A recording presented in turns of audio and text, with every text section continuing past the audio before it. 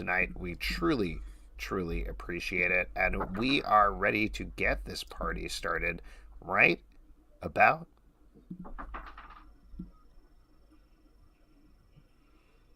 Oops. What is up, everybody? Welcome to Comic Book Club. I'm Alex. I'm Justin. I'm Pete, and you're baby Justin. I'm Justin's son. I was totally here to do a podcast with young people, but this is not clearly. All right, now this is great. We're going to be talking to Justin's son here about, I believe, TikTok. He's going to instruct us on TikTok, and we're going to teach him about floppy old comic books. We're coming to you live at a couple of places. Justin's telling me the sound didn't play at the beginning, so you know what? I'm going to roll it in later. It's all good. Oh, fix and post. Great.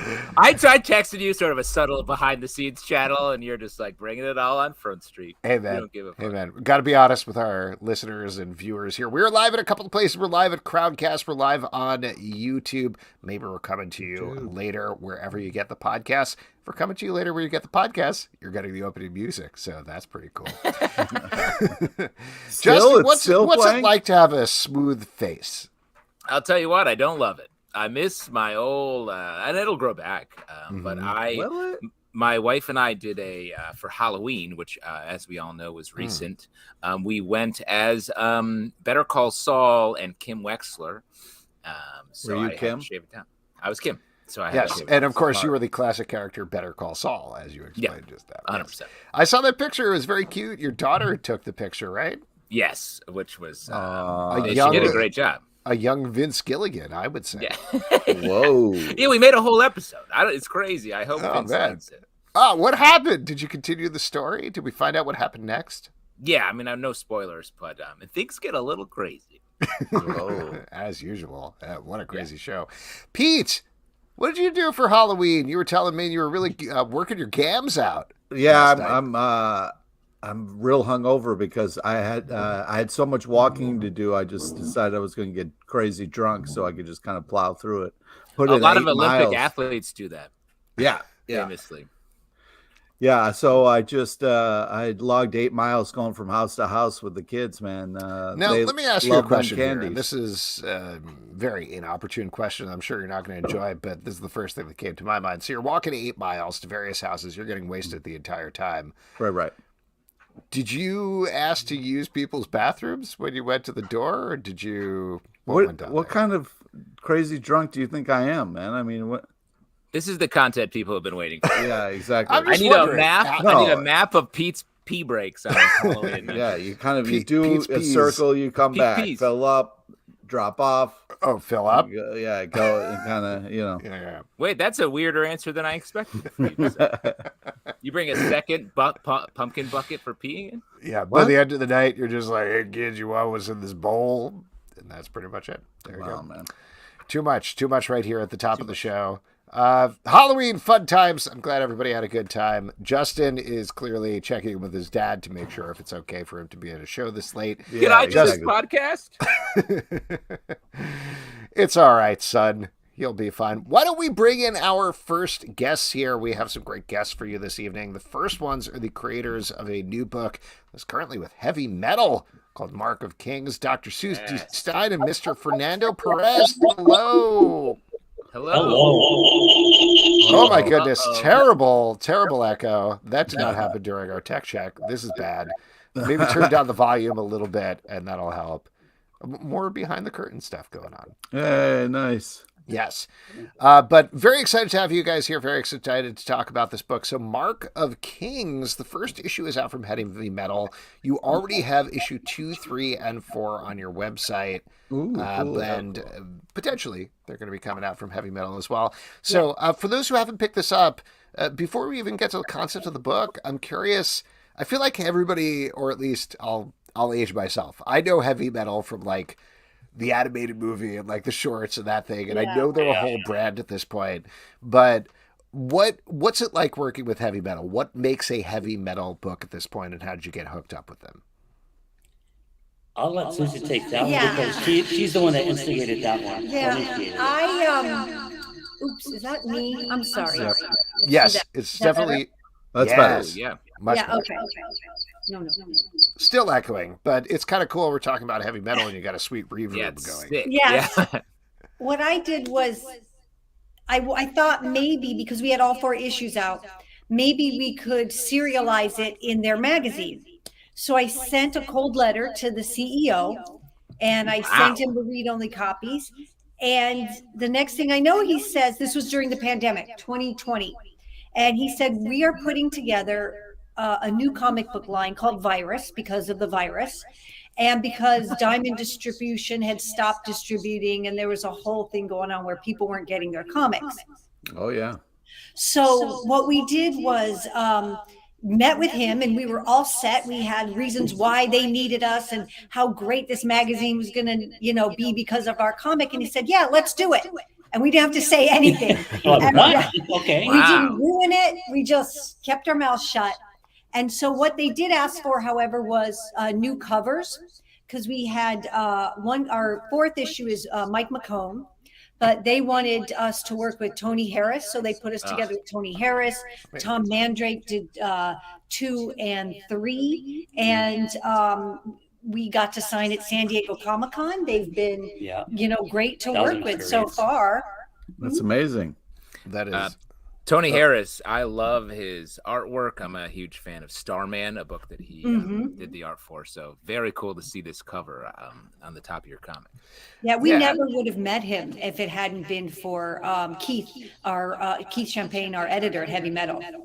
So talk a little bit about the concept of this book. I mean, we'll get into the content, which, true to the heavy metal form, I think you found the right place for it. Like, there's some extreme stuff that goes on in here, but it also has a pretty concrete pitch. So why don't you give us that to start off? So actually, I came up with the concept of the story back when I was in college. About this, and actually, one of the characters, Bishop, actually is based off of one of your listeners, Stray Bullet. Actually. Stray Bullets? The character of Bishop in the script that the comic is based off of had the spiky hair, which he had back in college, rode a motorcycle, which he did in college, and I was thinking, okay, this could be this character for the story. And apparently he still does. Wow. So the story is about an ex-priest that's now a vampire who must locate the secret heir to a vampire kingdom in order to stop the resurrections of a centuries-old war between the vampires, the Vatican, and the military. Almost kind of like a Game of Thrones kind of meets Underworld kind of vibe to it. Yeah. I want to make it a story with vampires for adults. These vampires don't sparkle. I wanted it to be kind of like a little bit darker, a little bit gritty, and it seemed to fit the heavy metal platform. Yeah, great. So talk to us more about Brett Macris's role in Yeah, let's hear more stories. What inspired? Is he a vampire or a priest in college? He was a priest, but then he got bit, and so he kind of lost his faith. Like, how could this happen to me? And so he's a half-breed vampire. And so the story also deals with a little bit of racism, because you have, of course, the mortals, immortals, but also a little bit of within the immortals. Oh, you're a half-breed. You're not a purebred like me. So it does a lot of work with that in the script. It touches a little bit on that in the comic with the main villain, Lucard. And like I was intimating earlier, the violence, and I think appropriately so, you're dealing with a vampire story, it goes wildly over the top and gets super bloody. How far could you push things? Like, how far did you allow yourself to push things? Did you feel like you needed to push it even further? Talk to me about that a little bit. Sure. I didn't want to hold anything back. I mean, I like the movies where the vampires were scary. They were soulless. They were fearless. Whether it was a purebred vampire or a half-breed, there was that primal instinct of I need to feed no matter what.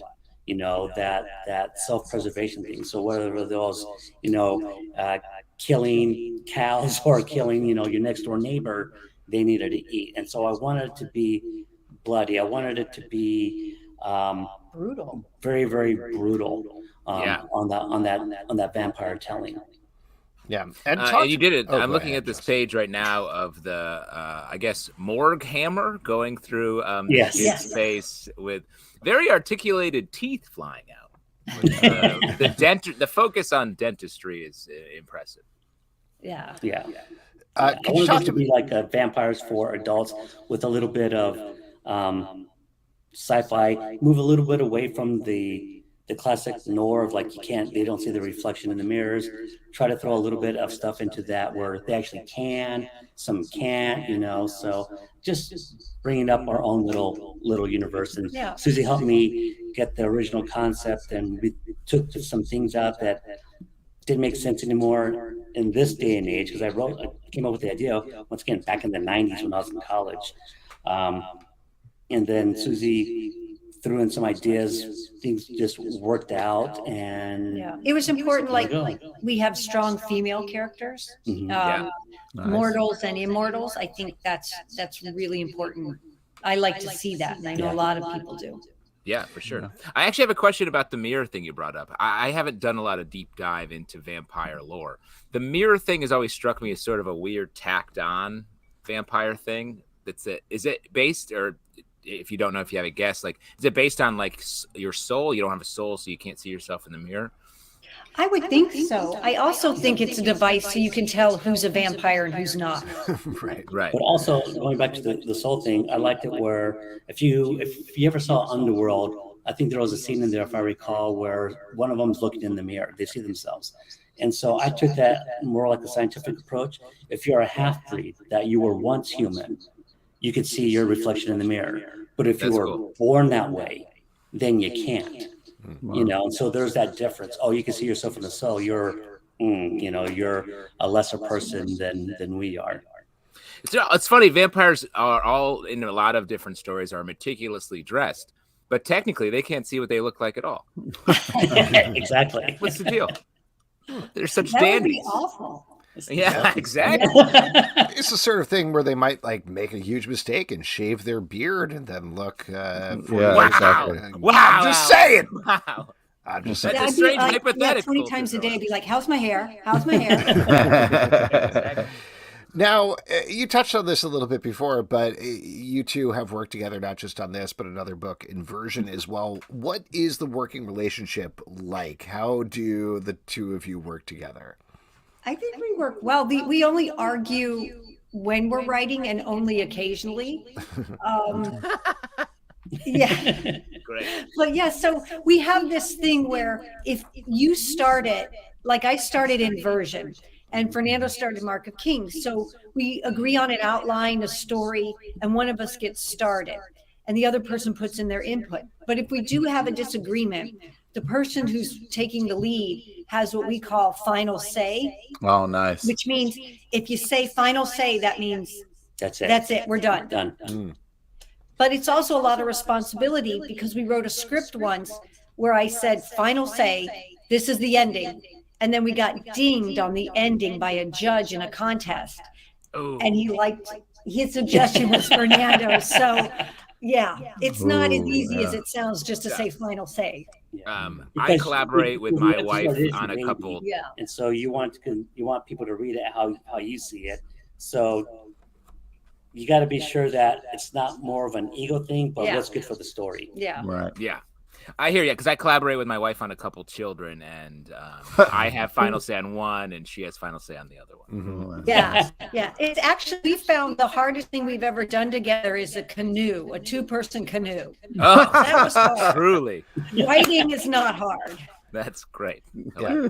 Let's talk about Inversion for a second, because I love the tone of this book. It seems on the surface to be this like very intense time travel action movie thing, but there's a certain cheeky jokiness to it at the same time. So could you talk about balancing those two tones?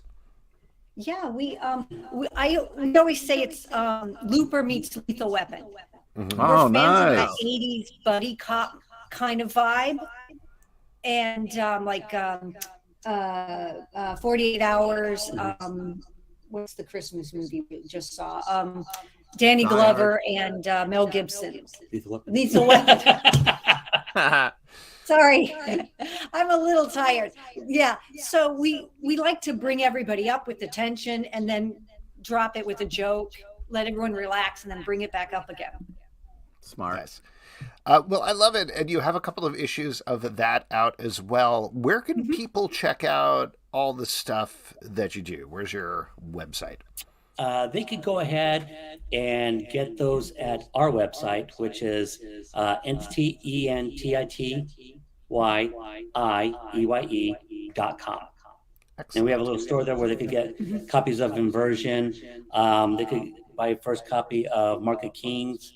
I think it takes you to them Heavy Metal. Yeah, and that'll take you to the Heavy Metal website where you can get the first issue of Mark of Kings. Nice. Cool. And you can get you have the next couple of issues of Mark of Kings ready to go at this point, right? Yeah. Awesome. Yeah. Nice. And you can also get a candle because I don't ask. We have candles. It's not something, it was a mistake, but she had final say on that one. Don't ask, because I will get tell you, it's hard. when you It's said hard I because have you a brought up candle. something that's very unique and different, and now we're not allowed to ask about it. So it's a tough spot to be in. Absolutely. Yes, Brett. Bishop is an amazing character. You're going to like him. Amazing. I love this. Guys, thank you so much for coming on the show. It was a pleasure chatting. Congrats on all the success. Yeah. And looking forward to the next one. So much fun. Thank you very much. So Thanks for much. We having us. really appreciate it. You bet. Take care. Great books. All right. Yeah. There. Once again, check out Mark of Kings from Heavy Metal. And that was Dr. Suzy Stein and Mr. Fernando Perez. Very cool. We are going to bring in our next guest here. He is the creator of the book Bigfoot Knows Karate, which is currently on Kickstarter for issue 2. Dan Price, everybody. Hello, Dan. Hey guys. Thanks so much for having me on tonight. Wow, look at that wall. You bet. Oh my gosh. Oh, yes, Pete. I actually did want to turn it over to Pete first for the wall interview. Pete, Yeah, take it away. let's walk us through that wall a little bit there. It looks some amazing stuff going on. Oh yeah, no, I got a Dalek. My family got me that a while back, and I think we bought that at Comic Palooza several years back. Nice. You know, I love Adam West. I got to meet Adam West years back as a special thing that my agent at the time had set up for me, and so I'm just a big Adam West fan. And then the rest of this is all Bigfoot Knows Karate stuff for the most part over here. Yeah, and so I've been really lucky to get to work with some amazing artists, and we received a ton of fan art for the comic. I mean, it's been over 100 pieces of fan art that we've received in the last year or so. And this particular piece, I'll take it off the wall for you. Yeah. This was a piece of fan art that was sent to me by a gentleman named Adam Caswell. Let me get in close so you can see the detail. Wow. And that's really so weird. We beautiful. seem to be in the art, as far as I can tell. Reflection. Yeah, Alex, that's right? reflection. It's weird you're not there because you're a vampire. Yeah, I don't know how reflections work. I've never seen this before. So Adam sent me this as a piece of fan art and said to me, "I'm going to mail it to your house." I said, "That's insane." And I said, "I can't just accept this." So I paid him for it, and we put it as the variant cover for our deluxe edition for issue 1. That's awesome. And so that's turned into a friendship between myself and Casey Allen, my co-writer, and Adam. He is doing the wraparound cover for the deluxe edition variant for issue 2. And then he's also doing the interiors on a side story for Bigfoot Knows Karate that we're working on as well. I got to hang out with him this weekend at Baltimore Comic-Con, and he tabled with me over the weekend, and it was a blast. So, I mean, it's amazing what a piece of fan art will do, you know? Yeah. What a cool story. Yeah. So, you know, and then some other pieces by Luis Tomas, Matthew Skillern. He was a cover artist on issue 1 as well. Jevin Loop over here. This one's small. I'll take it off the wall. This is a little postcard piece that Jevin did. And but we've received some amazing artwork from people, and my wall's just getting more and more naked as I start taking things down. But anyway, but yeah, no, it's just been a blast by the reception that we've received on this comic. So Bigfoot Knows Karate. Now, is this something you learned in practice, or is this something that did you came see whole hog a out of blurry Bigfoot practicing karate? Is that how you came up with this? Well, I had been drinking a lot of cough medicine out in the wilderness one night. No, nothing like that. But no, originally, so my original project that I worked on was something called Latex Avenger. And Latex Avenger, he had a sidekick spermicidal foam lad, and together they repelled crime 99.9% of the time. Your face is priceless, man. Yeah, this was a real comic. I did about 8 issues of it, and it just came back for a crossover with Halloween Man here recently. But Bigfoot Knows Karate was going to live in the Latex Avenger universe. It was going to be a full-on comedy, and and I wrote the script, and it wasn't good. It just wasn't good. You know, you have to be honest with yourselves, right? And so I shelved it, but I loved the name. And about 2017, 2018, I started resketching the character that looked sad and, you know, and introspective. And, you know, I was thinking about the psyche of a Bigfoot. If you were alone and nobody knew you existed and nobody cared, you know, what would that do to you? And, you know, karate. You know, so it was, yeah. And so that's how the story was born. I was really trying to do something that wasn't the trite martial arts movie that you've seen that plot so many times. Guy gets hurt, he gets found by the master trains him up, you know, yada, yada, yada, revenge, you know, I mean, we've seen that so many times. And how do you have a revenge story with a Bigfoot when he has nothing, has no one, there's nothing to get revenge for. So it was really, you know, my mind was moving pretty hard on that one, trying to, you know, come up with something original and unique. And I think between myself and Casey Allen, we've come up with something that, you know, will get you, you know, so we're pretty happy with it. Great. Oh, you're on mute. Oh, Alex, you're muted weirdly. It's strange. I feel like it's almost like a vampire, but for audio. No, you're gonna have to sign out and sign back in, Alex. Yeah, that's the you're way gonna this have works, to, you know. weirdly.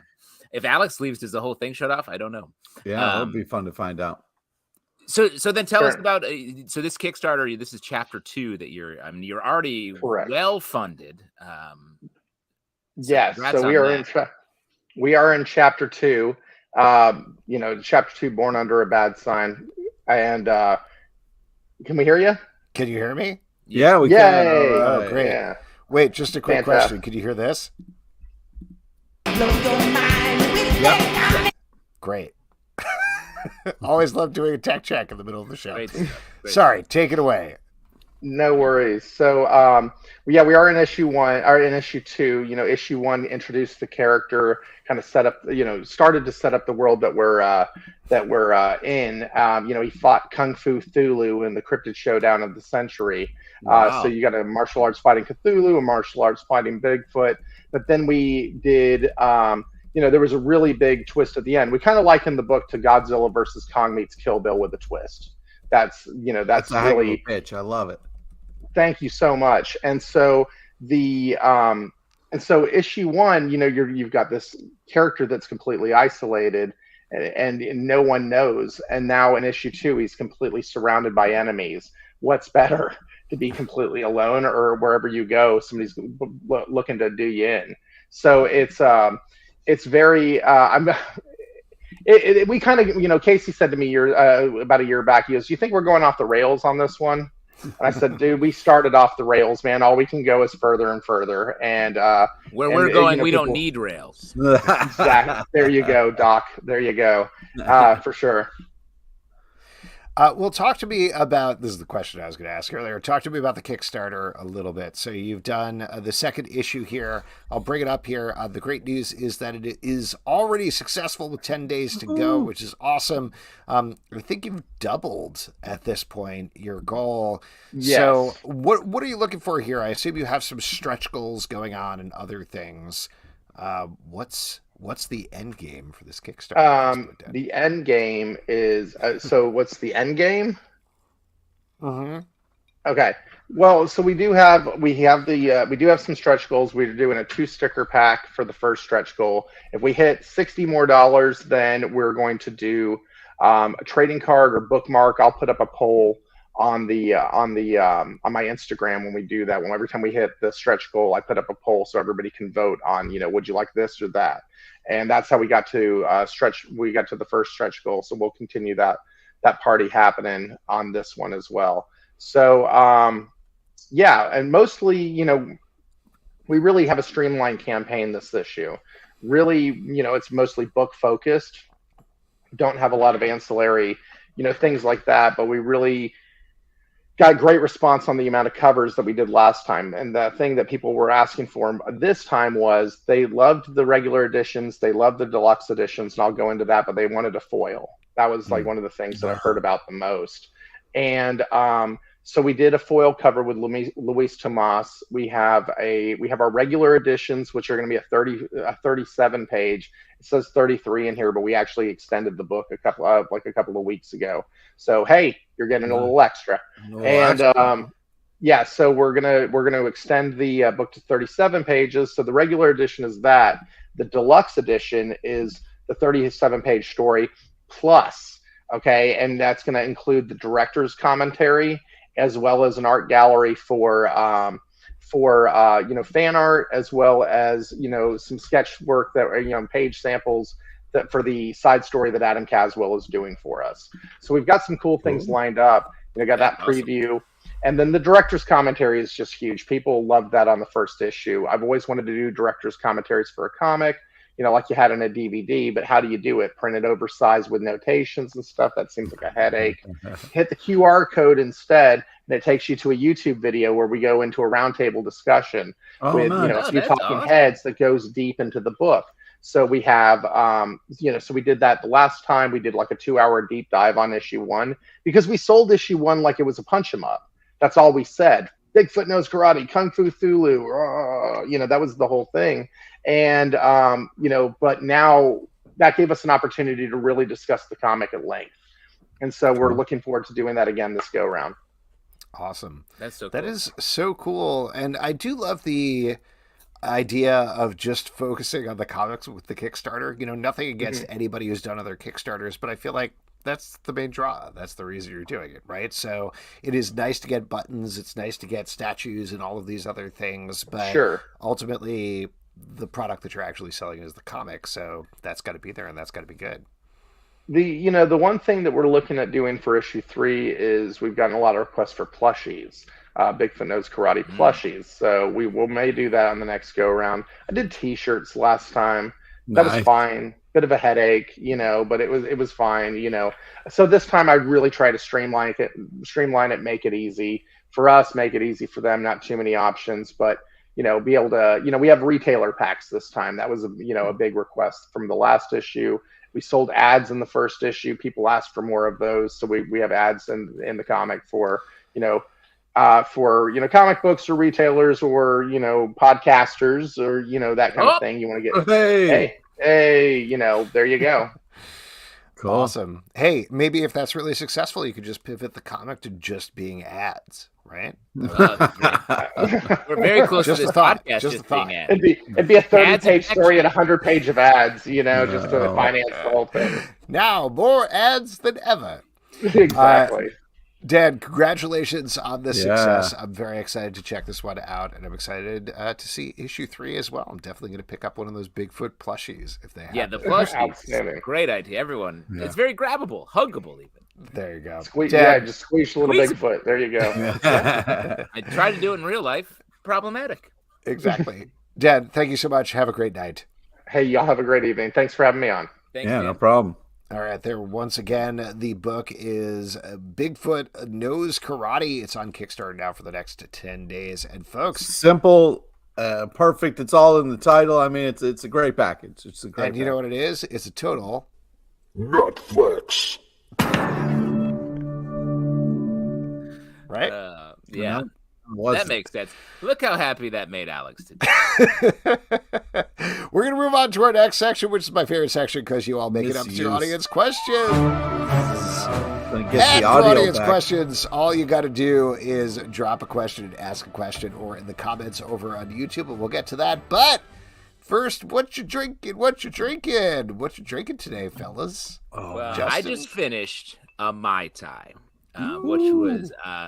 something I was very excited to make. I did some homemade pecan orgeat, which is the sort of syrup you put in the Mai Tai. What the fuck? And I'll tell you what, a lot of this is hyper-specific gourmet idea, but like orgeat's usually made from almonds. I made it with pecans, and I'll tell you what, it's better, I think. So get out there and go with it. Try that out. That sounds good, dude. Yeah. What not people are losing their minds right now. I know the orgeat heads are crazy out there. Yeah. Oh man, the almond people are like, you go to that. By the way, you go to that orgeat orgy next week. Yeah, it's great. Nutty orgy. Pete, what can of beer did you find? I got you that shirt, right? Right? That says "I lost my nuts at the orgy on orgy." Nutflex. Oh wait, hold on. Let me just over there. I'll just start up that sound. Nutflex. Oh boy. Yeah. We'll just cut out the time in between there. Yeah. Nice. Won't be such a pregnant pause. I found a nice kind of beer. It's tough to drink after, so the hair of the dog. It's called Thirst Monster. It's a Kolsch. Nice. What a mouthful that word is, Cole. Yep. I'm drinking a spicy mezcal margarita for Dia de los Muertos. I don't know if that's cultural appropriation or not. I apologize if it is. Borderline, buddy. Here's the thing. I love a spicy margarita, and any excuse to have it, I'll have it. So there you go. Okay, sure. Hard to argue with that. Why don't we get to some questions here? We actually got one. This was a couple of weeks ago, but we got it on Twitter, I believe, from Andrew Softly. Do you have any recommendations for documentaries or films about comic books? Yes. Ooh, docs. Oh, Pete, you have one? Yeah. So I would say it would go like American Splendor #1. Then, and this is just for me. I think that's a doc, technically. Well, it kind of is. It gets pretty meta. I think it's a biopic. Well, okay, fine. I mean, if you want to get technical. How about, my second pick, Dear Mr. Watterson, that's definitely a doc. Batman and Bill is my third. And then I would go with Mindscape of Alan Moore, and then Comic Book Confidential. What? That's the most research Pete has ever done on this show. I'm truly impressed, and those are all great recommendations, Pete. They are awesome. Great. I'm actually, my pick is, I guess, the doc I'm making about the time Pete did research for a question on the show. I'm just going to snip out the last couple seconds of Pete talking. For me, my favorite doc is the third interview that Pete did with Tim Seeley at New York Comic Con 2009. Nice. It's true. It's so much hugging. Too much. A lot of sparks flying. In that. Touchy-feely is what the title. Nat does point out that American Splendor does have documentary footage. So, yes. Thank you. Nat, absolutely. But those are great answers. I love that, Pete. This is from YouTube over The Big Says, with the sad announcement of Stargirl's cancellation. Will you guys finish the current season podcast? Any chance it will be saved on HBO Max? Is Superman WB next on the chopping block? Lots of questions there. Let me throw out that I don't think HBO Max is much in the business of saving shows anymore. Well, it's saving your show, hopefully. Fair, but not taking it from another network and saving it. So if anybody doesn't know, Stargirl, DC Stargirl was canceled by the CW with season 3. This is part of another slate of cancellations that are coming out of the network as they move over to being bought by Nexstar, which is a company that is leading into a bunch of things. They basically are a company mostly known for owning broadcast networks all across the country. They are going to be pivoting probably mostly to acquired programming and reality programming and cheaper things like that, and leading into, well, here's the thing, is they flat out said the average age of the viewer of the CW network on broadcast was 58 years old. So all of this teen programming that was going on, we can get into it. There's a lot to talk about there. There's a lot to parse out. That's Riverdale hot, baby. Come on. Well, the thing is, like, in very brief, Mark Pedowitz, who is the head of the CW network up until recently, he left because of these changes behind the scenes. I think very smartly leaded to the idea of like, streaming is the future. I'm going to lead into streaming. Stop, Pete. I'm going to lead into streaming. That's what I'm going to do. That's what I'm going to aim for. Nobody's watching it on broadcast, so I'm going to do it there. Nexstar doesn't believe that. They want to lean into broadcast because that's where their business is. So they canceled Nancy Drew. Nancy Drew is going to be running its 4th and final season, which is filming currently. DC Stargirl is going to finish out its 3rd season. They did get advance notice of this, so they are going to have a chance to finish it on their own terms. Jeff Johns said, yeah, we did a finale, assuming this could potentially be the finale, so we're going to finish it out in a way that's satisfying.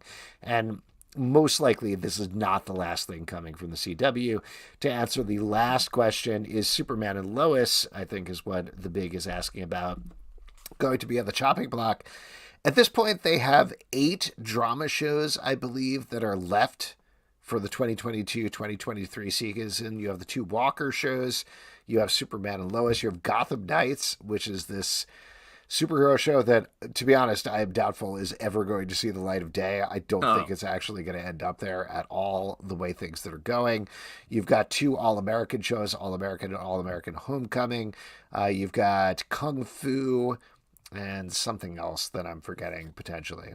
Well, no, it strikes me, like, what are the... Sorry to cut in. I know you're in the... No, it's fine. Pete has been enjoying my monologue. My God, Jesus. Yeah, it's take a good drink, information. Man. Your mouth's got to be parched. Yeah, sorry, Pete. I wasn't talking about comic book documentaries. Literally the only thing that you know anything about.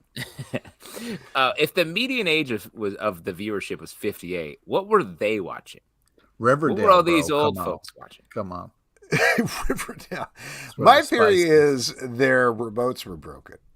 Well, I mean, that's what's legitimately about it. Yeah, it's just to be like, our median age is old. Let's cancel everything. I was like, well, those people are watching. There must be some sort of reason for the viewership, and to make a hard turn, I would think they would want to make a slower turn and maybe slowly turn the sort of age of your programming up a little bit, and maybe you pull in more people rather than, what if all these people were watching Stargirl? What if there's a secret retiree community? What if the Villages is like Stargirl crazy?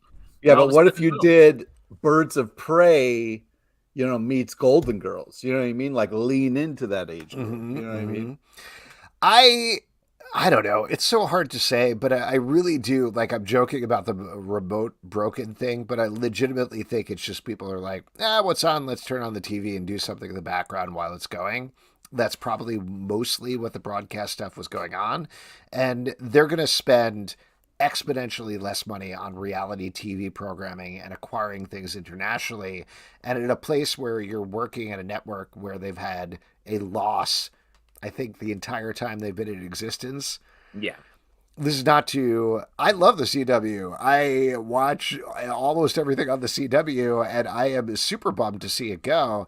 But from a business perspective, I do understand the idea of, like, we got to start making money somehow. We can't keep losing money. Yeah. So. I mean, that's fair. All of these businesses that are built on losing money does seem strange, and it seems like those birds of prey are coming home to roost. Versus a podcast, for example, a podcast network, if you will, that's raking in money hand over fist. 100%. We keep our overhead low and our tech casual. Superman and Lois, I don't know. The thing is, like, before they canceled Stargirl, which seemed on the chopping block anyway, and Nancy Drew, I sort of felt like, okay, they're going to try to, like, slow play it a little bit, like Justin was saying. But now I feel like they're just going to cut everything. Like, maybe they'll keep Walker because it's Texas lawmen, and that's sort of a universal all over the country thing. Well, it's sort of a Yellowstone adjacent show that you maybe draws people in. Superman and Lois is one that I feel like does well enough in the ratings that it's one that could be saved by HBO Max, but Stargirl wasn't doing that good, Yeah. And Mikey stopped eating candy. Exactly. They took out the core of what made the show work, Yeah. Speaking of which, do you think we will go back and recap the final season of Stargirl? Do I think? Yes, that was one of the questions. I mean, I would do it. I like that show. If there was a quorum of, I want to say two of which of the people are paying attention right now, I think we could do it. Yeah. One of us is looking down and looking up more comic book documentaries. He's watching one, maybe. Great. We have a question here from Ben the Border Collie. Ben says, it's been a while. Can we hear sucking on a cheesesteak? Well, Ben the Border Collie, can we? Sucking on a cheesesteak. Oh my god. Yes. Every time I hear it, it gets better. This is just, it's not Q&A anymore. It's just fun with the soundboard with Alex Zelvin. I'm sorry. That was a total... You made that up. That was not an audience question at all.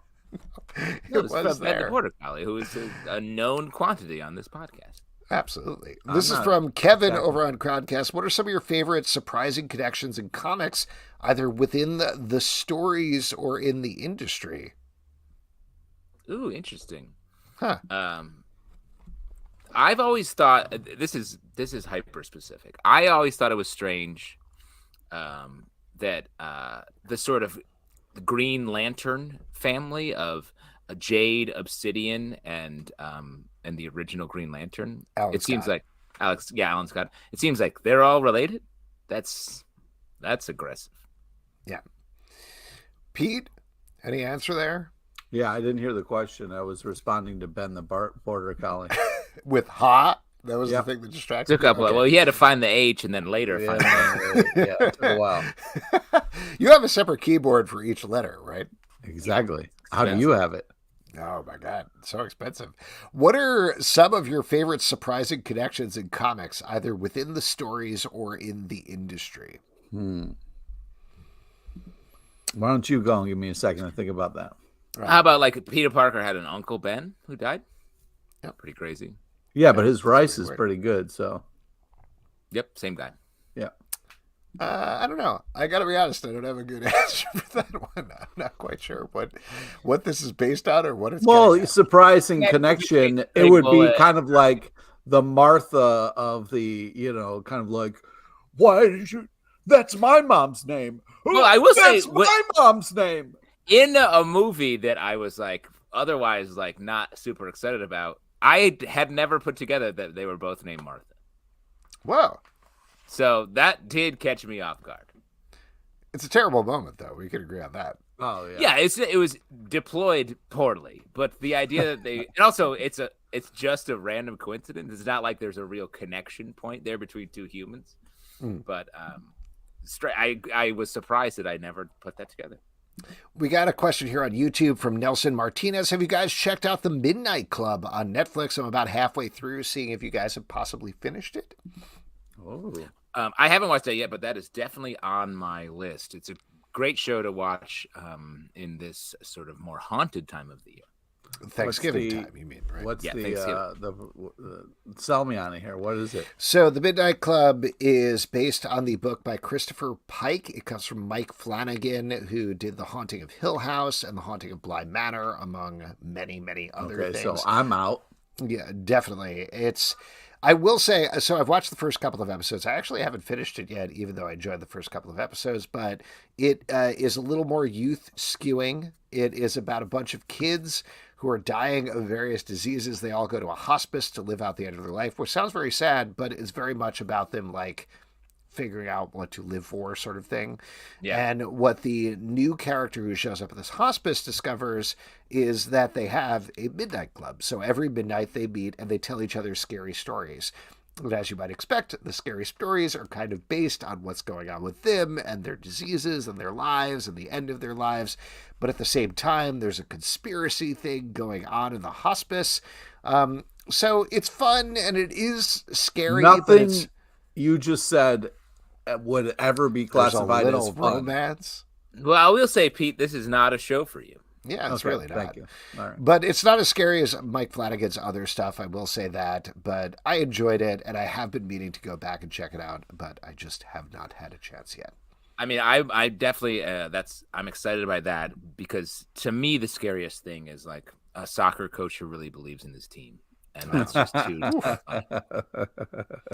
Something I could never watch. Wait, okay, I'm going to bring this up now. I was going to say this for trivia, but I've been thinking about this all week. I have a question for you, Pete. This is an audience question for me. No. I consider myself both a host of the show and an audience member at the same time. I don't like this. So here's my question for you. In trivia, you pay tribute to a dead celebrity with your third answers, right? Oh my God. What is this? And you go in date order, so you wait for it. So here's my question for you. Jason Sudeikis dies. Jason Sudeikis is Ted Lasso. Ted Lasso is your favorite show. You've watched it 1 million times. This is legitimately, I actually want to know the answer to this question. Nightmare. You go in date order, right? So Jason Sudeikis dies an hour before we do a show, or whatever you put together trivia. I assume it's an hour before, but maybe it's a week before. I honestly don't know. Whatever you put it on, it's enough time for you to do trivia on Jason Sudeikis. But earlier that day, 52 other celebrities who you don't quite care about as much as Jason Sudeikis, who plays Ted Lasso and Ted Lasso, also like an Angela Lansbury. Yes, one every half an hour or something like that. However you want to work it out. Right. Do you wait a year to pay tribute to Jason Sudeikis in your trivia? Well, if that all went down, yes, I would. I mean, there is. You would. That's really? how. I kind of assumed that, but I'm still shocked to hear it at the same time. Well, it's I mean, there is favor bumps. You know what I mean? Like some of them, I'm trying to go in order, but sometimes who's calling for the favor here? Yeah, the favor bumps them up a little bit. Like if I like, please, Pete. The only way I'm gonna get into heaven is if you do me in trivia. Yeah, I'll get to you eventually. This is Saint Peter right here. He lets people into heaven through trivia. Yeah. Let me ask you this, Pete, or let me just say for real. If Jason Sudeikis died, we wouldn't see Pete for over a month. Yeah, easy. He'd be in full mourning. There'd be it's a dark time for Mr. LeBlanc. Yeah, I mean, belief would die. So it would be tough. Wow. This is great to know. Thank you, Pete, for your honesty. I appreciate it. This is a question from our Patreon Slack, patreon.com/comic book club from Jake. You guys read so many comics a week for the stack and whatnot. My question is, what are you guys reading that doesn't make it on the show, that you're just reading because you enjoy it for yourself? And it doesn't have to be a comic. It can be a book or whatever. Just what are you guys reading for your own enjoyment? I guess just stop signs. I was going to say, I used to do a lot more reading, but Comic Book Club takes up a lot of time, and we're spending a lot of time reading comics. So my casual reading that was on a normal person's kind of like increase as time goes on has been on a decrease. So I went from doing a nice amount of casual reading to zero. Well, the stack in the many years of Comic Book Club was 3 comic books, and now it is sometimes like 10x that. So, but I will say I agree. I have been reading less in this as I watch more TV and everything over the years, and have not been traveling on the subway to a work or job, as that used to be called. But I have been trying to read. I just picked up George Saunders' new book of short stories, which I've started reading. And Alan Moore has a book of short stories out. And I got my hands on a signed copy of that, and I'm going to start reading that. Was it cheaper? The signed one cheaper? It was. And then he walked up to me and tore his name off of it. Yeah. A couple of things that I've been reading, and I've talked about this on the show before, but even beyond Comic Book Club, having kids has meant why do I even bother reading? I can get through one page before they need something. But I've really been pushing myself to get back to it because I love reading and it makes me feel good to read a book. Yeah. So a couple of things that I've read recently. I read Fairy Tale by Stephen King, which is a new book, which is great. It's very Stephen King take on a dark fairy tale. I'm more Joe Hill than Stephen King, but that's nice. Sure. I don't think you need to choose. It's just wild that guy is so far into his career and written so many books, and you still read a book and you're like, yeah, this is great. He's still really good at this point. So that was very good. A good short one, if you're looking for a short one to check out that I read recently, was a book called Dark Harvest, which was made into a movie by Universal that has been sitting on the shelf for a year, which is wild. It's very like The Lottery, about this town that has a thing called the October Boy, which is essentially a scarecrow with a jack-o'-lantern head that I'll give you the basic concept, even though like part of the joy is finding out what the fuck is going on while you're reading it. So you're going to take all the joy They away take from us? all of the boys in the town from age 16 to 18, starve them for 5 days, and then release them on Halloween night. And their job is to kill the October Boy. And the October Boy's job is to get to the church in the center of town before midnight. And so it's like, Whoa, it's wild. crazy. It's like 200 pages long. It's very like high octane, all action all the time. If you're looking for a very quick, super fun read, check that out. Yeah, very good. That's great. I have one more question, tangential to this. Alex, I've noticed you've had some short stories published in some different things. So have you been writing more recently? Not recently. I tend to have the impetus to write towards the beginning of the year, and I keep it up for like, interesting. yeah, but I keep it up for like 4 or 5 months or something like that, and then get distracted with comic book club or other things. But yeah, I just had a short story published in this thing called, oh my gosh, I'm actually blanking on it. It's like something Passages, but it was a short story collection that it was published in. I could probably plug it on the Twitter or something like that. Please do. Yeah. I'm curious, when do you write? Asking for a friend, me. Yeah, it is mostly super early in the morning, and so that's been difficult over the past couple of months because my son wakes up very early and wants to play games in the morning and ask questions and talk about things, which is very lovely, but it kind of cuts into the writing time. But that's when I had been writing. So once I get to the end of the year and I'm like, oh boy, I should do that again. Maybe then, maybe the middle of the day, probably not the middle of the day though. That's But great. we'll see. Because early for you is got to be like 4 a.m. Pretty much. It legitimately, That's- like if you want to do it, it's setting alarm for 4 a.m., waking up, writing for an hour before the kids wake up, and that's the only time I got. Holy shit. That's crazy. Yeah.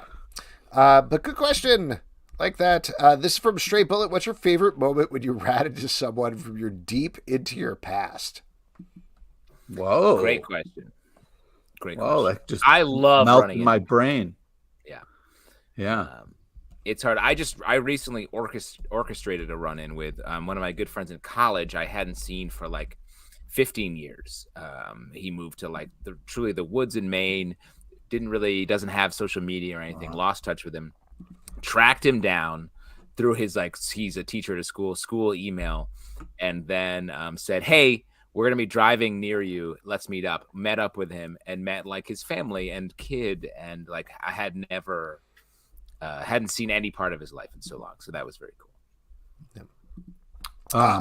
Go ahead, Pete. One of the fun things about my friend, the Unseen Vegan Dream, is he has a talent for just showing up at different places. He likes to just to kind of appear. And same thing. I hadn't seen him in like 10 years. And I was at the bodega by my house when I lived in Queens, and he was just in one of the aisles looking at a can of peas, and I was just like, the Dream? And he was like, what's up? And he stayed for a couple of days. It was crazy. That's amazing. I mean, I will say one of the wildest one, and I know we've had him on a couple of times, with Ryan Silbert, who grew up in Port Washington with me. It's just weird seeing him when I was like, oh yeah, we grew up in the same town. We constantly talk about Mid Condition, the one comic book shop in town. So it's strange seeing him again in this context. He was recently on the show, and he was talking about being on a Prodigy BB bulletin board. Oh, that's right. That I was on. And he dropped the name of the head of the thing, Grendel. He was Venom. I knew that dude when I was on Prodigy in like 1993 or 94, something crazy like that. Wow. I was on a bulletin board with that dude. That's wild. That's and the fact that he said that is crazy. We got one here on YouTube. This is from Azar Abdullah Ma. Any upcoming comics you guys are looking forward to? Tell me more. I stuck here in traffic morning here in Malaysia. Hey, Malaysia, what's up? Thank you for watching / listening in Malaysia. Drive safe, normally bro. we do this at the end of the show, but you guys want to talk about what you're looking forward to that's coming out this week? We can jump it up here for a dude that's stuck in traffic in Malaysia. Early, yeah, but well, I'm looking forward to Survival Street, number 4. It's such a fun, quirky kind of Sesame Street meets the Punisher, if you will. And speaking of big pun, Punisher number 7 comes out, and yeah, it's a banger, dude. You know, slappers only. This is legit. I mean, you know, Pete, I feel it's a little fucked up that you took my pick because this is sort of my guy. But Punisher number 7, I'm definitely. Oh, it's your guy? Punisher? Yeah, I think I've rooted. That's why I'm sort of the homage. I'm wearing this black and white shirt. Yes, the Punisher issue this week, absolutely fantastic. Also, shout out to That Texas Blood, another book that I love. The 19th issue comes out tomorrow, and this entire series is fantastic. Definitely worth the pickup. Yeah, there's a bunch of really good things that are coming out tomorrow. Ones that I'll give a shout out to, just looking down here. I've really been enjoying the new champion of Shazam from DC Comics, which focuses on Mary Marvel, and it takes a very unique sort of fun, very different take on her that I think works for both comic book fans and also fans of the movie. Also, Old Dog number 2 from Image Comics. This is how an old dude who's sucked back into the spy game. We had Declan Shalvey on a couple of months back to talk about this book, and so I was very excited to check this one out, and that is coming out tomorrow. And there was one more I wanted to... Oh, I always love just She-Hulk number 7 is coming out. Rainbow Rowell, just writing a great romance book on the stands. You don't see that a lot. Good stuff. Some great characters. I won't spoil, but some interesting characters pop up from another book that Rainbow has done. And I love the sort of romance that's happening in this. Yeah. Oh, and one more I'll give a shout out to that I was very excited to read the second issue of and curious to get your guys' take on. Earth Divers number 2 from IDW Publishing. This is a book about people who are traveling back in time to save America by killing Columbus. And it just had so many wild ideas in the first issue. I was really interested to check out the second one. We'll be talking about all of these issues more on the Stack podcast and getting into it. One more I wanted to shout out is Bloodstained Teeth number 6. Oh, yeah. Any particular reason? It's great, and it's tight bananas art. Great. This is from Michael Tillman. Post-Halloween question. What's the top of your list for your parent tax candy pick from a kid's candy bag? Do we send Pete all the banana-flavored Laffy Taffies? Oh, bring it. Oh, come on. Gross. Yeah, win-win for me. For whoever doesn't like the best flavor, you sus. Wait, before we get to that, I have a question. Justin, we talked about your Halloween costume. What were your kids dressed as? Great question. Elena of Avalor and Rapunzel. So fully in the... you could have done a whole family thing and gone for like the Chicken Man and Mike Ehrmantraut. That would be fun. No joke. We were like, and because we were sort of, this was last minute, but we were like, what if we have the kids dress as Mesa Verde and Sandpiper, the two main cases that went through the run of Better Call Saul, just like stacks of papers that came around with us. But we were like, we're going to make our kids dress as papers. Yeah. They will not like it. Too bad. But why don't we do parent candy tax? What's at the top of your list? Justin? What candy am I scooping off the top? I mean, I'm not a big candy guy, but if there's a Mr. Goodbar, I'm here for it. Enjoy. That's about it. Yeah. Excuse me, Pete. Did you just have a little... I will say the first ones that my kids handed me, which they didn't want anymore, was Twizzlers. Yeah. And that's like handing... Well, here's the thing. You guys know I love Twizzlers. They're me too. One of my favorite candies. I don't love Twizzlers you get on Halloween. Like the mini Twizzlers, the Twizzlers pull apart. It's not the same thing. They're hard. And not the pull apart, just the two little ones that are together. The two little ones, they're also like not the same thing. And my wife looked at me and I was like, why don't I like these as much? And she's like, because they're not stale. And I was like, you're right. No, that's ridiculous. Which is weird and messed up too. Wait, you only like stale Twizzlers? I only the Twizzlers you get at the movie theater that are like too tightly packed and like they've been sitting there for a couple of years. That's the one you want. What? Yeah, That's you only what go you to enjoy? you only go to the Oh, yeah. haunted movie theater. Yeah, I want the yeah. ones that Oh, have bite to them. Yeah. Slightly rat bitten. Any candy bar, Baby Ruth, Butterfinger, Milky Way, Snickers, all that. You're a nougat head. Peanut butter cups. Bring it. I'm not saying no to any of Talking about podcasts, Nerds. Pete is begging for the day that Sweet Tooth comes back so we can start doing a my podcast God, with candy. I love it. Our dude. Sweet Tooth. I mean, Give honestly, me that some was Charleston one of the chews, very put 'em fun. in the And as I freezer. said at the top of that Sweet Tooth podcast, Snickers is the king of all candy bars, and I was born out over the course of that. So Milky Way. Just by the showrunner of the show. What is Reese's he? Pieces. I mean, come on. They're you're all running great. a show called Sweet Tooth. You have the sweetest tooth. That's why I don't have kids, because I wouldn't let them get any of the candy. I would just eat it all. Yeah, it'd be a trick or Pete situation. Yeah, exactly. Got a couple of questions here over on YouTube. This is from David Quinley. What comic would you like to see made into a show or movie? Me, I'd like Miracle Man. I feel like we get this question every once in a while, but do you guys have any sort of new answer? Anything that you feel like would be Lock and more Key current? would be great. I'd love to see something like that. You know what I mean? That would be cool. Yeah, I just to see 3 seasons of that, and that's Yeah, it. oh.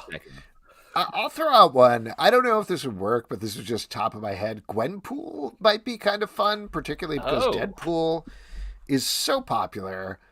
Everybody loves Deadpool because of Ryan Reynolds. Might be kind of interesting to see some sort of spin-off there. That would. And Alex, you love breaking the fourth wall on She-Hulk, so I could see why you'd. Yeah, this is right up your alley.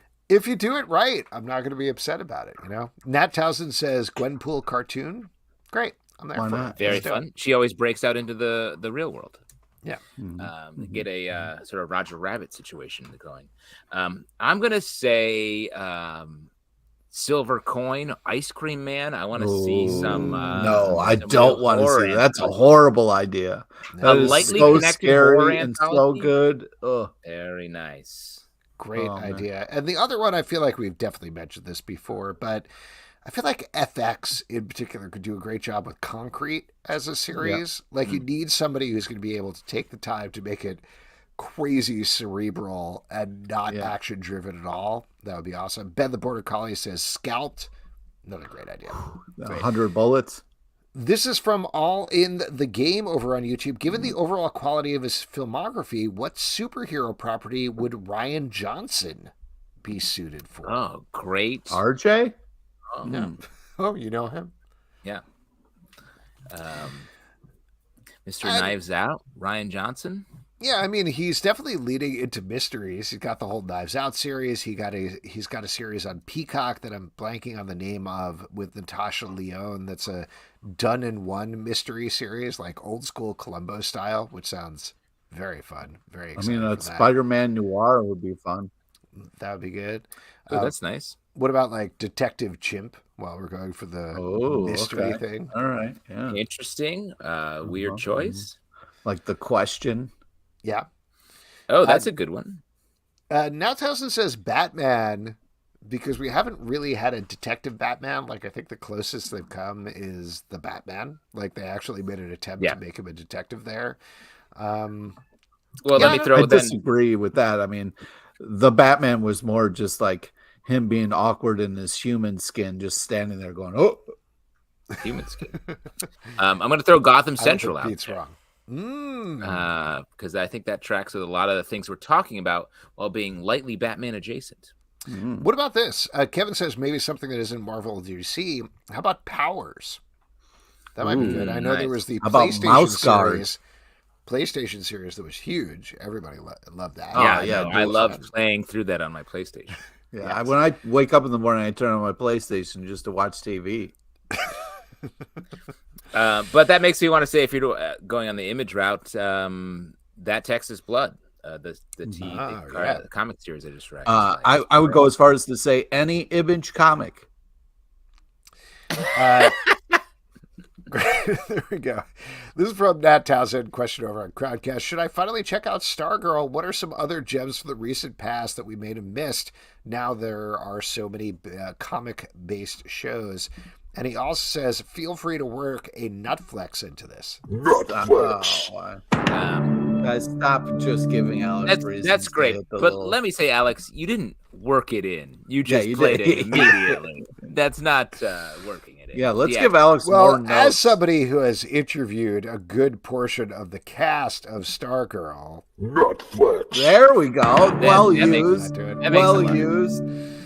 I think the first season of Stargirl, and we talked about this on our podcast, shot way above its weight, or hit way above its weight, excuse me. Shot way above its weight. Boxing, classic boxing metaphor. You know what's Don't challenge Alex to a boxing match. Oh, man. He brings a gun. Oh, man. I was there at the Mike Tyson fight in Vegas when he was like, shot him right in the face. That's not what I don't. Yeah. Evander Holyfield, he was like, bat, to the face. They're like, there's no rule. I can't believe he got away with it. It was a knockout. He won. I know. His ear.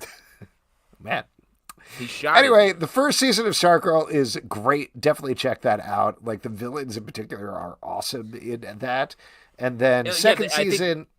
We talked a lot about that. The villains are great, and it's much darker than I thought it was going to be. It goes very hard, especially on the villain front. Also, some we don't talk about enough. Arrow, just start to finish, one of the best TV shows of all time. I'm sorry. We actually got some other questions here we got to get through. Sorry, Pete. But Jonathan McCool says, after watching 100 Places to Parties, Justin says no to stuff montage. Can we make Justin the official say no guy for CBC too? Great call. In the Portland episode, I'm the surly producer. Yeah, you are. Line producer, that is. No, not my job. On camera, you can see me saying no to all the tattoo parlors that the hosts want to go to. It's fun, and I'll say no. It's a fun montage. It's like, Justin, is that the? Nope, no, that's not it. No. Hey, is that the one we're going? Nope. Okay. You can really get a little glimpse of what I wear on set through that montage as well. I look like some sort of I'm collecting layers in a weird way. We got another question here on YouTube. Thoughts on Kelly Marcel making her directorial debut with Venom 3, with the exception of Saving Mr. Banks. Her screenplays have been pretty mediocre. 50 Shades of Grey, Venom, and Venom 2. For those who don't know the news, this was hinted at here, but she wrote Venom and Venom 2, and I believe Venom 3, and is going to be directing Venom 3, which is currently being sold as the grand finale of the Venom trilogy. Well, I feel like the always conceived Venom trilogy. I feel like it's in good hands. She's been there from the start, so at least she kind of knows it and knows the Venom sweet spots at this point. I listen to this podcast called Script Notes about screenwriting, and Kelly Marcel is a guest on that podcast a fair amount. It's with John August and Craig Mazin, screenwriters, and she's actually talked about the making Venom, and the love and adoration that she uses to describe how they work and the way that they get the Venom voice and the Venom character at the same time they're shooting both sides of scenes. Makes me think she's gonna deliver. When a writer who is a competent director has both of those reins, I think it actually enhances the project. So I think that you're going to be in good shape. It's going to be the best one yet. 3 is going to be the best one. Well, and also to the point that you're making, Justin, as far as we understand about the process here, a lot of it is like rewriting on the fly based on what Tom Hardy wants. So her being able to do that, obviously, like directing, that's a lot of other departments that you need to deal with at the same time. But her being able to be like, yes, me and Tom Hardy, who is a maniac, speak the same language, and being able to do that in a more quick fashion, I think it's going to be fine. And I think that's a great point because, Tom Hardy is like, he has a lot of control of that project. And the movie revolves around him and his portrayal of the character. So I think, yes. Because sometimes he's just going to want to jump in the water and eat a lobster. You know what I mean? He's going to do a lot of different things. I think, I know you're sort of joking here, Pete, but I legitimately think that's a good point in terms of what makes Venom work, because over here at YouTube, this All the Game says, think they need a higher caliber writer-director to give this third movie a chance to actually being good. I actually think what probably hurt Venom 2 was having Andy Serkis being like, I have a directorial vision for it. The first one, they were like, I don't know what we're doing. Tom Hardy's going crazy. He's jumping in a lobster tank. Yeah. Let's just go with it. And that's what you need. Like, I want to watch the Venom that is chaos, exactly. That is 4 hours long, Tom Hardy going crazy. I don't want to watch them trying to get some sort of story for a Venom movie, because when it goes into the story, it's not as much fun. Well, and I also think, like, this is, I guess, based in personal experience, but a lot of projects, you feel the sense of gravity establish itself in the beginning, and once the sense of the gravity is established in a certain place, if you try to move it, it ruins the project, because it has been established. You have to lean into that. That's why I think this is the right move, because if you lean into this gravity, like Alex is saying, it's going to be like the chaos that the project has always been. And for that to be in a big budget superhero movie that people go watch and spend money to see, that doesn't happen anymore. Like, the big creative swings in superhero movies are very hard to pull off. And if they can do that here, I think it may be the best Venom movie of all. Wow. Ooh, wow. That's a bold pronouncement. I guess we'll see what happens. We have two quick ones here to wrap up. This is from Jonathan McCool. Have you guys been watching The Peripheral on Prime? Thoughts? If so. What is that? I have not, but I want to. I'm intrigued by this show based purely on the advertising. This is Chloe Grace Moretz, who Pete had a little bit of a dust up with back at C2E2 back in the day. So right. I don't know if the bad blood goes too deep for you to check this out. Yeah, there is a character who looks suspiciously like you, Pete, that gets a real bad vibe. Anyway, it is about virtual reality and reality mixing. It is from Jonathan Nolan and Lisa Joy, who did Westworld, so most likely it'll fall apart by the end. I have not checked it out, but I am curious, just because even if I love on Westworld all the time, I still watch every episode. And last one, this is crazy. Yes, I know. I'm a broken man. Nat Townsend says, Pete, if you got a job to write the official Ted Lasso comic, what's it about and who draws it? Or you could pick another writer. Ooh. Well, it would be funny to see like a gritty take, like Garth Ennis take a hold of it. You know what I mean? No, I want the Pete take. What's happening? Yeah, but if I'm writing it, Ted Lasso Born Again. I want to see that. I'm sorry? Ted Lasso Born Again. Oh wow. Yeah, if I'm gonna do, I'm gonna lean into the what's the thing where he goes back to Vietnam? Born Again is Daredevil. I got that wrong. We talking about the one where the Punisher, your favorite, Welcome Back Frank. There we go. Yeah, Welcome Back Frank. Yeah. Okay, Welcome Back Ted. Anyway, take it away, Pete. Yeah, I'm just gonna say I would lean into the rom-com of it all, and really? You'd lean into the rom-com? Yeah, I would. Twist answer from our boy Pete LePage. Yeah. Stop dancing around with will they, won't they? Let's get it. And also the new specifically coach, are you talking about? Who are you talking about? Oh, you know what I'm talking about. I'm talking about Rebecca and Sam. Oh, not Rebecca and Ted? Nope. No, that is not who we knew. That's None of us going, knew what buddy. you were talking about. It's not where it's going. I'm talking about the OG. You got two people named Sam and Rebecca. Come on. You're quoting the show right now. I know. Oh, that. Yeah, definitely. You're quoting Ted. So wait, what? But what about Ted's the main character? What's he doing? If in your comic? Well, he's got a lot. He's got a lot of growth he's got to deal with. He's still, having Nate the Great really did some horrible things. So him and Nate got to kind of reform that relationship, and we're going to get to the bottom of that. Plus, we got to find out what Trent Crimm's doing now that he's independent. So, we got to spend some time with Trent. I'd love to see that. That's a spin-off comic we should get. The Independent Trent Crimm. Yeah. No, that's really fun. That's definitely fun. And if we're going to get somebody, not to answer your question, Peter, but if we're going to get somebody to write the comic, I think it should be Olivia Wilde. She's done some really interesting stuff in like Don't Worry, Darling, and a couple of other movies. Yeah, I'm sure Jason Too soon, bro. Too soon. Maybe he would serve her some sort of more divorce papers while she was trying to do her job. Oh, come on, guys. You know what I mean? Yeah. Huh? We could have Harry Styles draw it. That would be fun. All right, what do we move to our next section, which is trivia? And for that, we're going to turn it over to Pete LePage. All right. Oh, wait.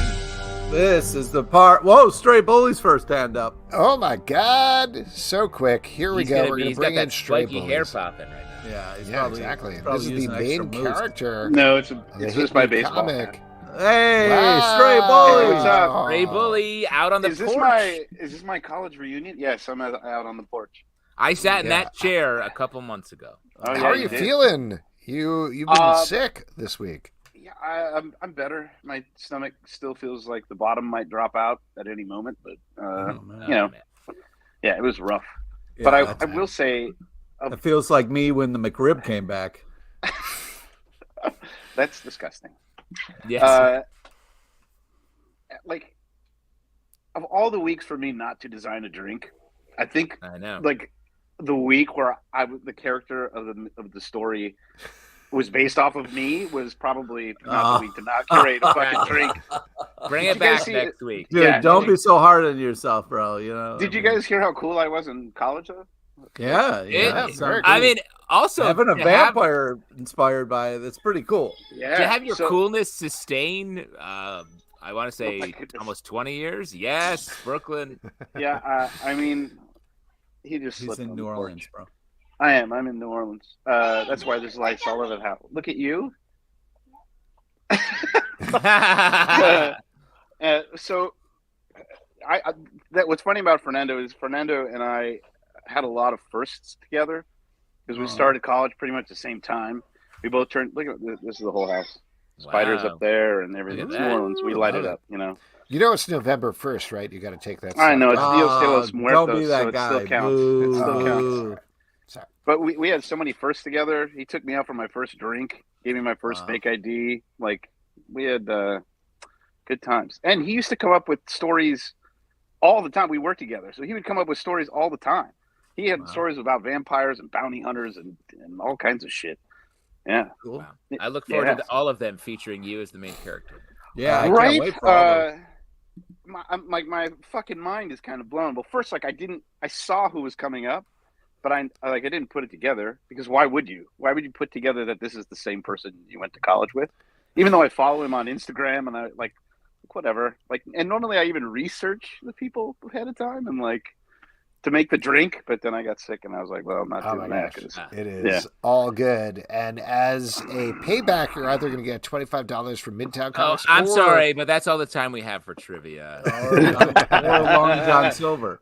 All right. Or Long John Silver's your choice at the end, probably with an upset tummy, not Long John Silver's. But Pete, No. take it away. Does Long John Silver have a charity we can donate to? Or is Long John Silver the charity? That's Technically, Long John Silver is a charity at this Yeah. point. I think. If there is a charity you would like to donate to, we can also do that at the end, assuming you win. But Pete, take it away. Yeah, let's Oh, not get here we go. Today's trivia is on topical comic news and a small nod to the legend.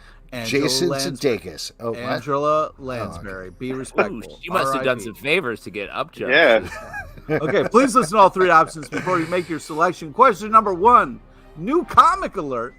What is the name of the new comic coming out in 2023 starring Blade's daughter? Is it A, Humans Are My Food, a cookbook, B, Bloodline, or is it C, Bill, I'm Not a Farmer? So B is the only one that's an actual answer. Yeah. That Yeah. sounds like the best answer, Bloodline. All right, Especially if that's it's his right. daughter and Bloodline. Bloodline. Makes Yeah, a lot see of what they did there? vampires. And Titan Comics announced that they will be doing the next Conan the Barbarian series written by blank. Is it A, Jim Zub, B, Stymie Loberson, or C, Kimmy Robertson? So Did it's you make either up B? A, Jim Zub, Yeah. which is an actual comic book writer, or you could be completely wrong. hey, That is Nice. correct. Last one.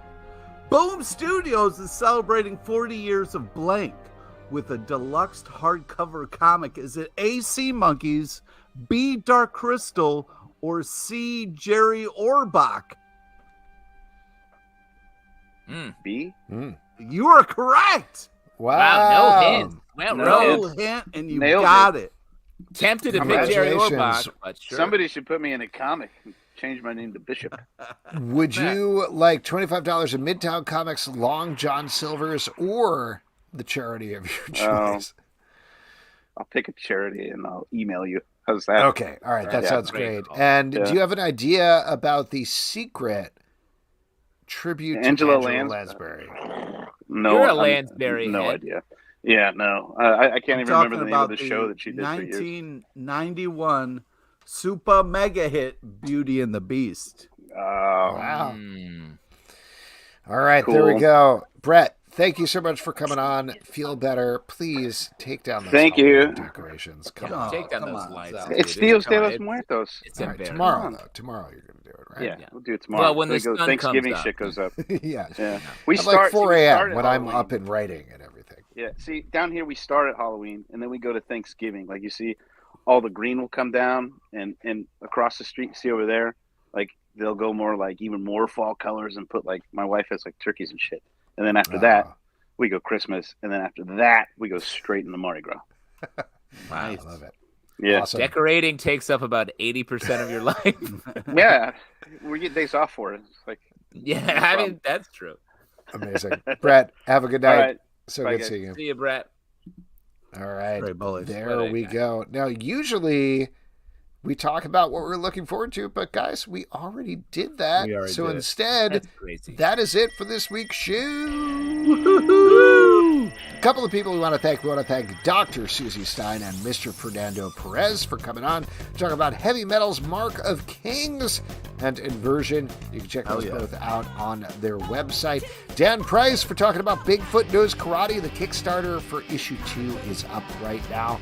Next week on the show, big one, we're going to have Will Morris is going to be here to talk about gospel, and Paul Cornell is going to be here to talk about Zoop's Saucer Country, and I'm sure we'll sneak in some questions about his other work as well. A couple of things you can check out. Marvel Vision, our Marvel podcast. We have a new episode about Thor, Love and Thunder. Finally, very delayed, but that is up as of today. We had to let it marinate. We had to think about it. Exactly. We had to really think about it. Also, the Doom Room, our Doom Patrol podcast, getting very close to the end of season 3. The Umbrella Podcademy, our Umbrella Academy podcast, just finished up. Patreon.com/Comic Book Club to support the show and all the shows we do. Don't forget to subscribe and follow on Apple, Android, Spotify, Stitcher, or the app of your choice. At Comic Book Live on Twitter, Comic Book Club Live on Instagram, comicbookclublive.com.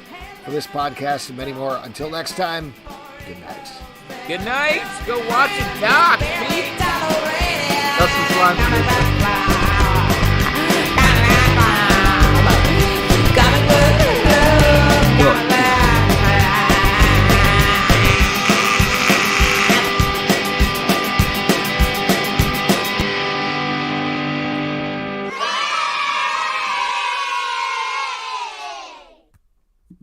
Sucking on a cheese